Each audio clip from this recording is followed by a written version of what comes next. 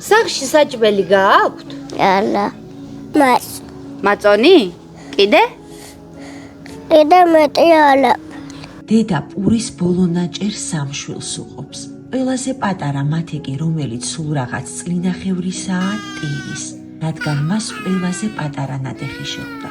გუშინ მშივრებმა დაიძინეს. დღესაც შეიძლება ცარიელი კუჭით დაწვნენ დასაძინებლად. თუ ჩვენ არ დავეხმარებით. დედა მათეს ბოთლში თბილ წყალს უსხამს და ცდილობს შიმშილი როგორმე მაინც მოატყუოს. ბავშვის საკვები 40 ლარი ღირს. 1 კილა მხოლოდ 2 დღეს ყოფნით. მას კი ყიდვის საშუალება არ აქვს. ბავშვები გაციებულები არიან. უმცროსი ისიახველებს, რომ შესაძლოა პნევმონია ჰქონდეს, მაგრამ ექიმთან მისასვლელი ფული არ აქვთ. ანა სამშვილს მარტო ზრდის. ის სულ რაღაც 16 წლის იყო, როდესაც დაოჯახდა, თუმცა ოჯახი დაინგრა და მამა ბავშვებით არ ინტერესდება.